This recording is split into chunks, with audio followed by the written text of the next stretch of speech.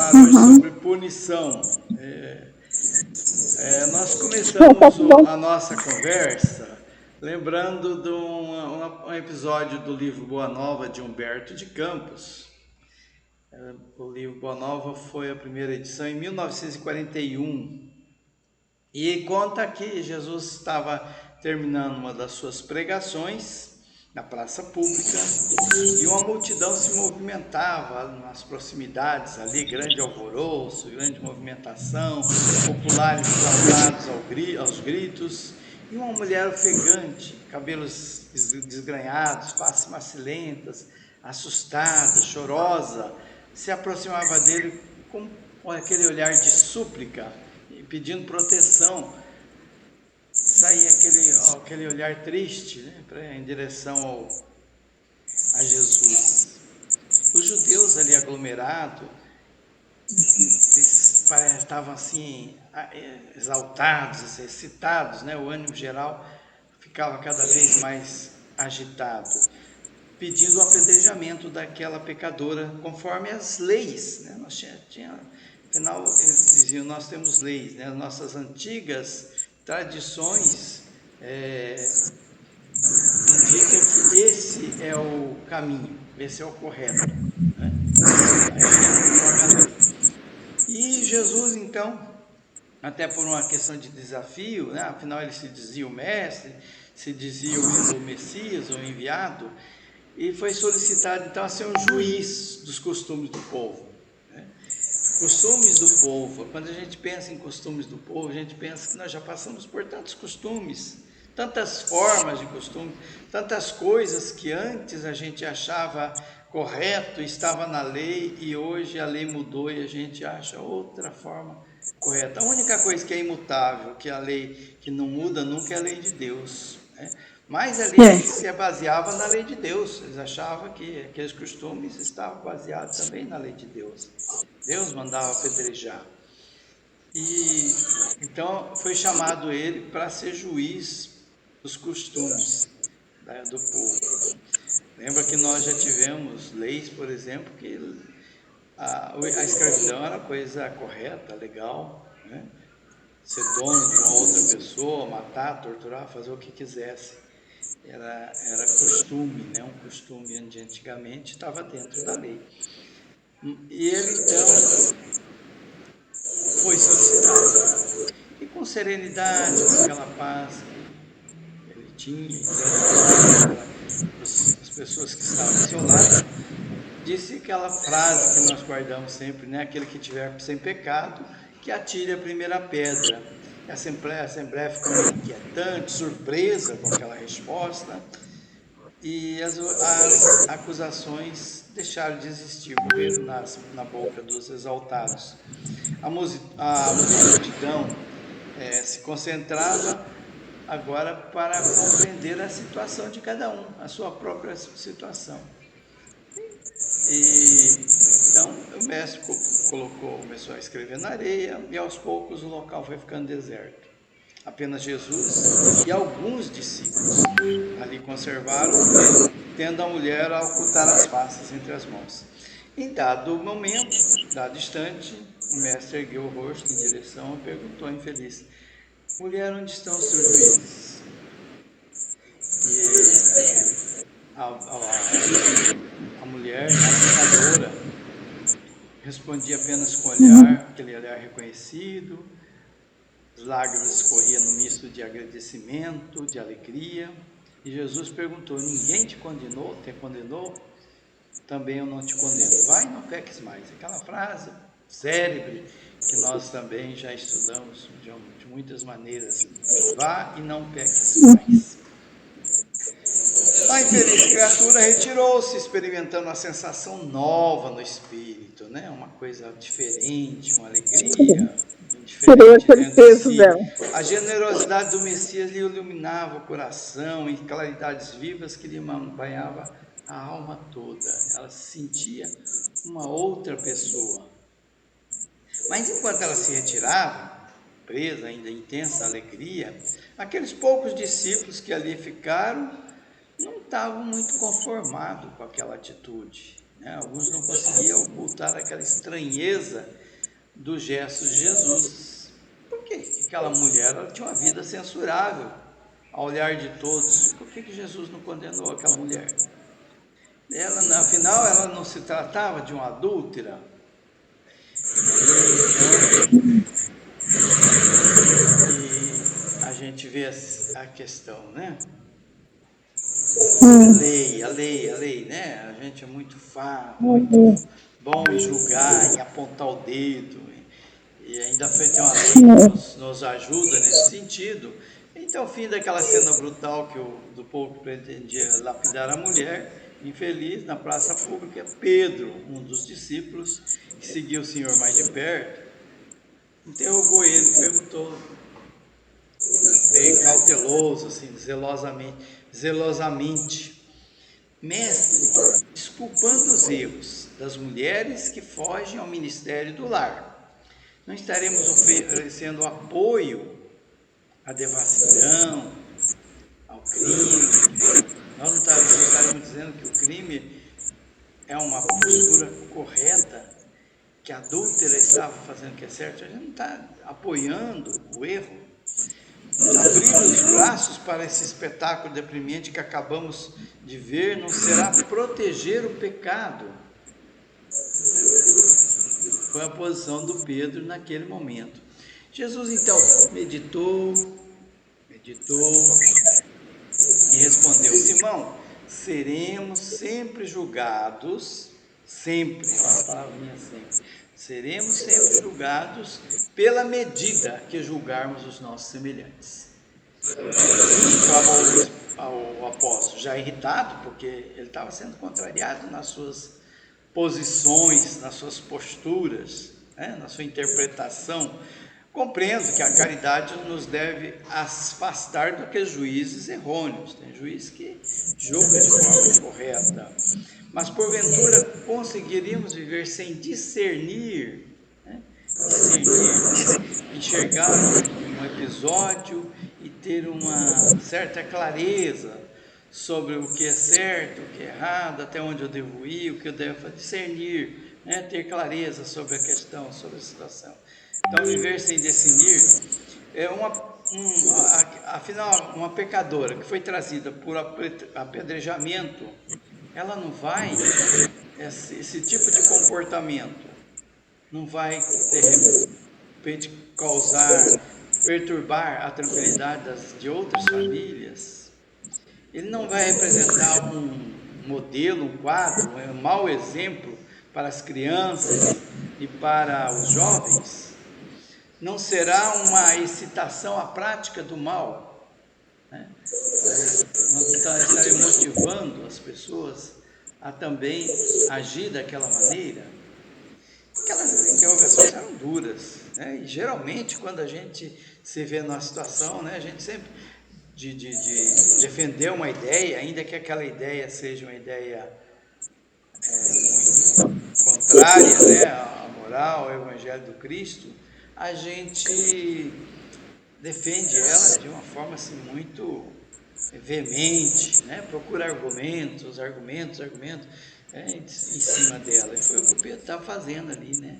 Afinal, aquela mulher, o pecado, ela merecia ser punida, até para que aquele tipo de comportamento não se torne uma coisa comum entre as pessoas. E entre essas observações duras, o mestre então observou, sereno sempre, né, tranquilo, quem poderá ao examinar agora o acontecimento em toda a extensão dele.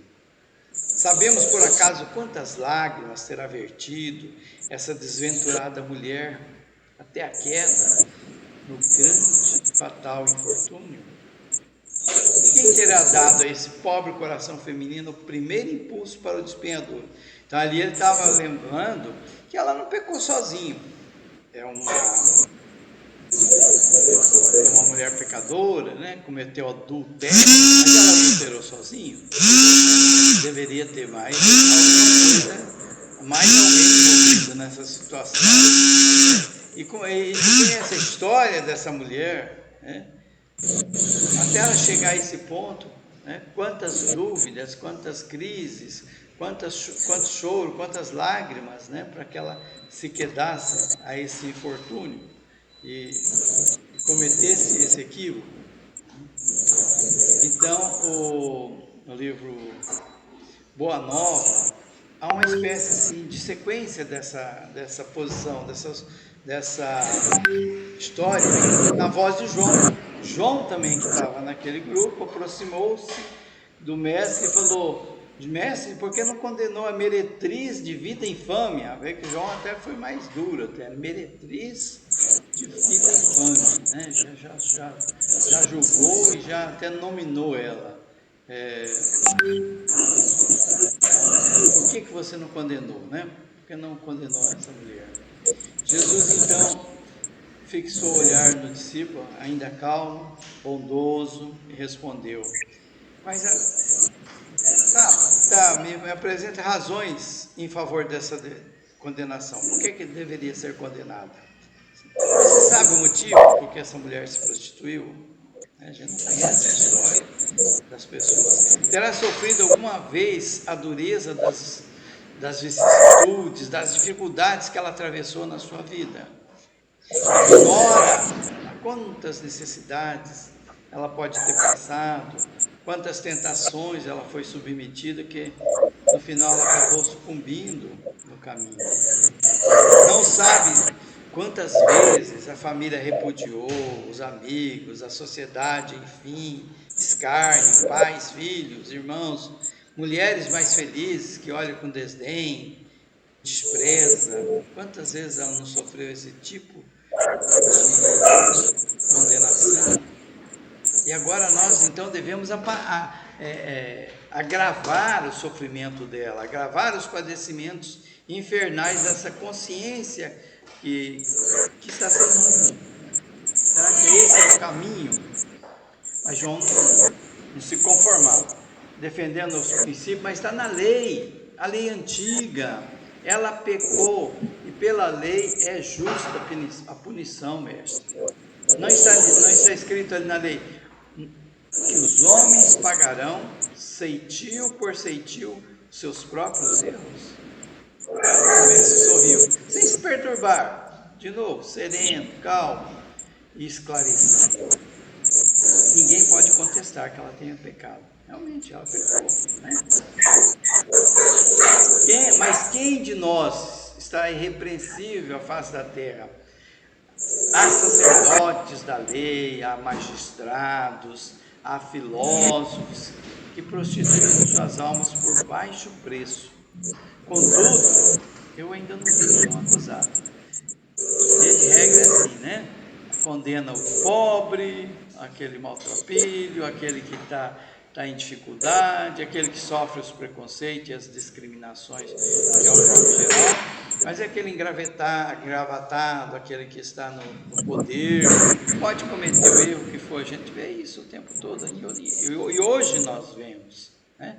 Aqueles lá são poupados, a lei não pega eles. Agora o pobrezinho, a lei está ali o tempo todo cercando e pegando, né?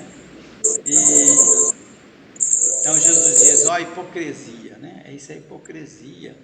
A hipocrisia, ela espalha-se impunemente, enquanto se atiram pedras ao sofrimento. Quer dizer, muitas vezes atira pedra aquele que já está sendo punido pela própria consciência, por ele mesmo, pelo escárnio da sociedade.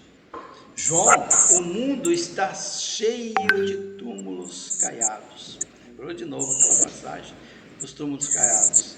Deus, porém, é o Pai de infinita bondade que aguarda os filhos pródigos em sua casa.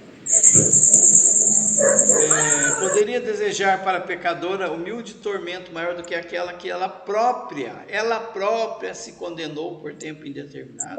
Será que existe um maior tormento que a própria consciência e as pessoas cobrando o tempo todo? Qual punição talvez fosse maior que aquela que ela mesma se impunha, seguindo a lei da sua consciência? Quantas vezes ela pode ter tido fome, né? E não tinha quem a socorresse. Quantas vezes ela não teve o carinho, né? Da família, ou de um esposo, ou alguma coisa assim, né? Quantas noites tristes essa mulher passou a chegar ao ponto que ela chegou. Então diz assim: esse é o seu doloroso inferno, essa é a sua aflitiva condenação. Quem terá dado será esse pobre coração feminino o primeiro impulso para o despenhadeiro? Quem foi que levou ela a praticar esse ato? Aí está citando uma outra pessoa, né? Ela não foi sozinha, tem um outro responsável nisso aí, tem alguém que levou ela a esse tipo de comportamento. Mas o discípulo, contudo, no propósito de exalçar a justiça, né? Ele estava querendo justiça, João queria justiça. Não, tá bom, então, deve ter alguém mesmo que levou ela a esse caminho. Então vamos achar esse culpado, ou culpados, e vamos punir também. Se ela merece compaixão, se ela merece bondade, porque de repente teve uma vida difícil, foi levada a esse tipo de comportamento, vamos buscar quem foi que provocou tudo isso. Aí ela chega a essa cena desagradável que nós assistimos. Geralmente, as mulheres desse tipo são reservadas, fogem à multidão. Como é que ela veio parar aqui?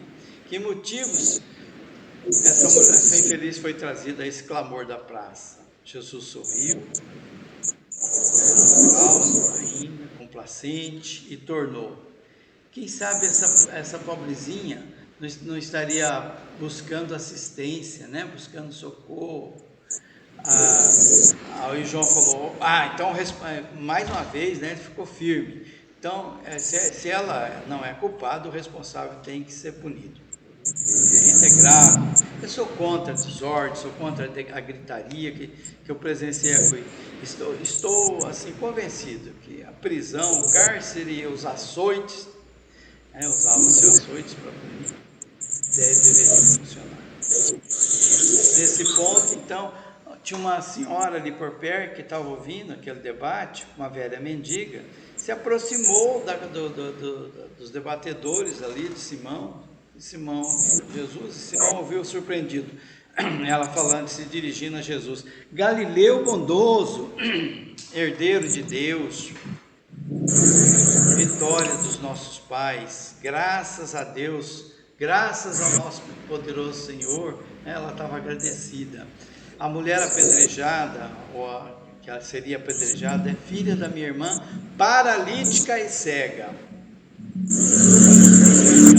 Então, aquela mulher, ela tinha um histórico, uma família, né, onde ela era filha da irmã daquela mendiga, que também era pobre, mendiga, paralítica e cega. Nós moramos aqui perto e nós estávamos vindo para o mercado em busca de alimento, né, pedir alimento. E quando chegamos para cá, fomos assaltados por um rapaz. Esse rapaz foi repelido por ela, né, por uma mulher adulta, e lutou com ele corpo a corpo, e acabou que ele não conseguiu fazer o que queria fazer com ela. E a minha infeliz sobrinha, né, digna de melhor sorte, realmente ela não tem tido uma vida regular por conta das circunstâncias da vida que ela tem. Ele, raivoso porque não conseguiu o intento, indicou ela para lapidação, acusando ela de adúltera. Ambas estamos feridas e com dificuldade nós vamos tornar para casa. Se é possível, Jesus amado, estabelece a verdade, faça a justiça. Olha que a velhinha ali queria justiça. O que ela queria? Que aquele rapaz que tentou contra a sobrinha dele fosse punido, né?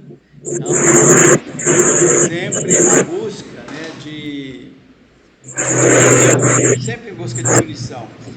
Isso, Simão Pedro já ficou exasperado. Onde está o miserável? onde está? E diante do mestre que seguia bondoso, tranquilo, né? Aí a velhinha já ficou meio que eufórica, feliz, né? De poder ter a vingança que ela tanto desejava. E ali, informou a velhinha com alegria, com uma criança que estava sendo conduzida a uma situação de muita diversão. Apontou a casa de pessoas ali que se abrigavam, peregrinos, pessoas que buscavam a vida. E o apóstolo o Simão Pedro, né, se dirigiu à casa, acompanhado de Jesus, que observava ele sereno. Por trás da antiga porta escondia-se um homem, trêmulo de vergonha. Pedro avançou, punho cerrado. Se vingar, punho cerrado. E mais em breve, quando ele chegou perto da porta e viu aquele homem, estacou, parou, pálido, abatido. O que será que Simão viu ali, né? O que ele viu foi que o autor daquela cena triste era Efraim, filho de Jafar, pupilo de sua sogra, comensal da sua própria casa. Então era um parente, não parente consanguíneo, né? Mas era um parente, era um familiar dele ali, né? Da sogra dele.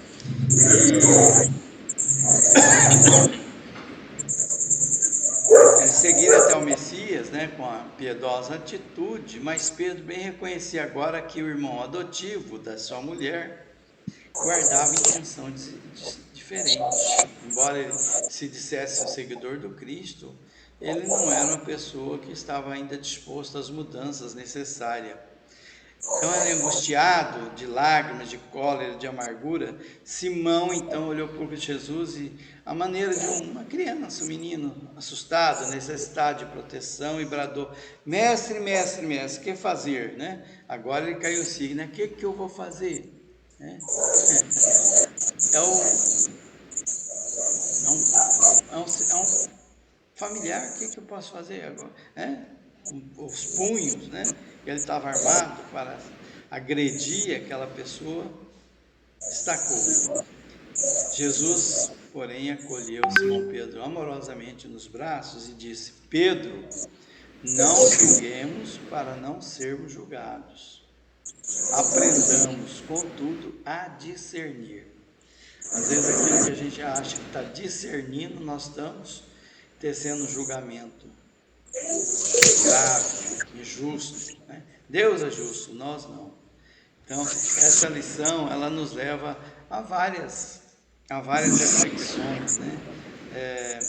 Em tudo na vida, né, funciona a lei de Deus, funciona a justiça de Deus, né? Em todos os universos existem os mecanismos que a lei de Deus estabelece como compensação. E cada um de nós colhe aquilo, né, que semeou, constrói dentro da gente o santuário da presença do amor de Deus ou da negação, aquela muralha da negação.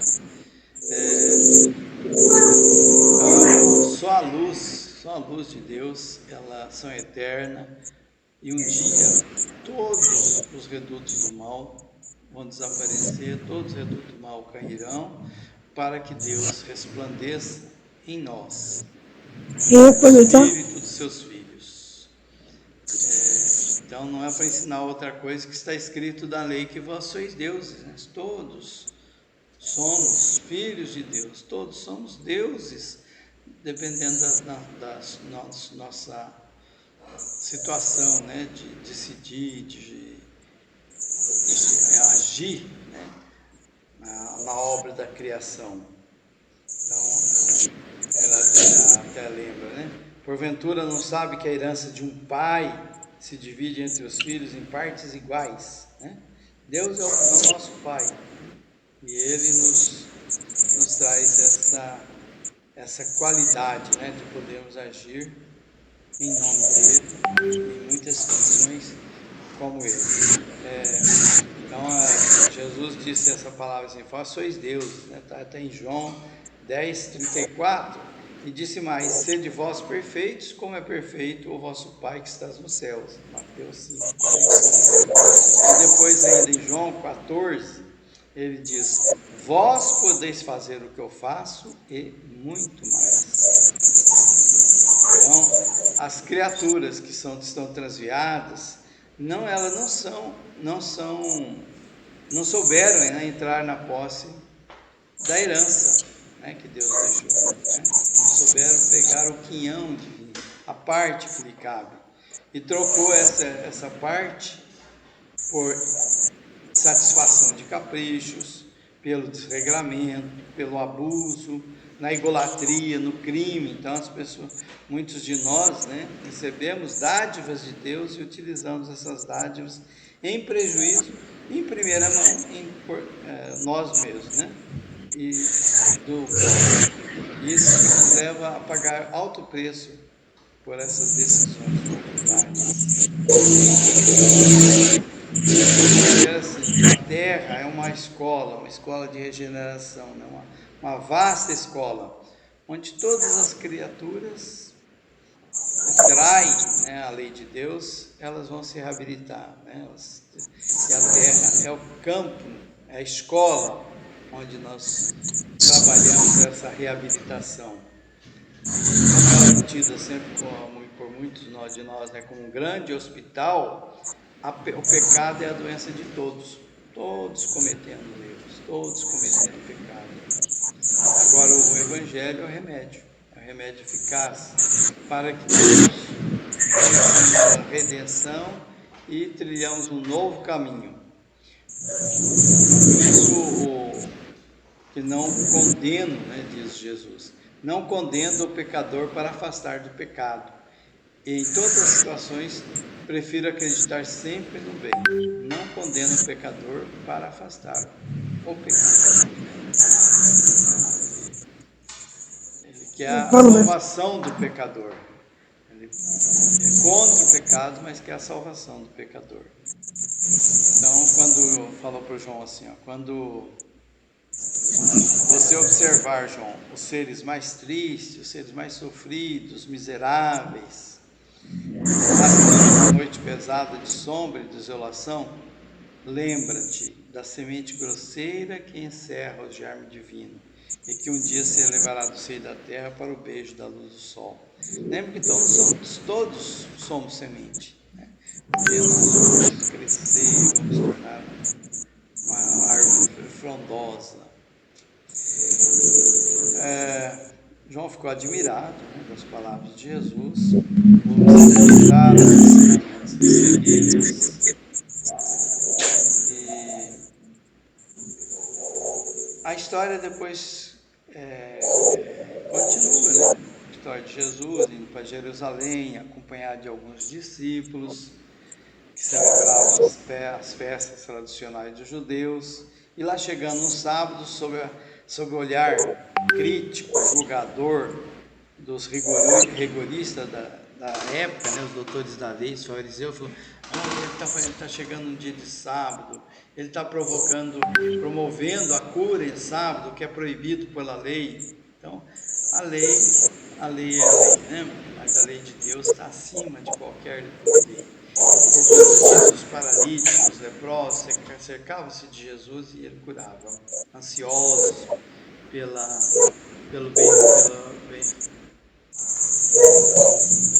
curas, né, que Jesus fazia. Isso escandalizava, claro, os fanáticos da época, que o mestre curava, consolava nessa jornada de redenção, o que era um escândalo para aquelas pessoas seguidores da lei que estava nas escrituras. E ali João explica que o sábado fora feito para o homem e não o homem para o sábado. Isso está em Marcos 2,17. Bom, nosso tempo já está avançado, 8h35. Vamos encerrando por aqui. E peço a todos que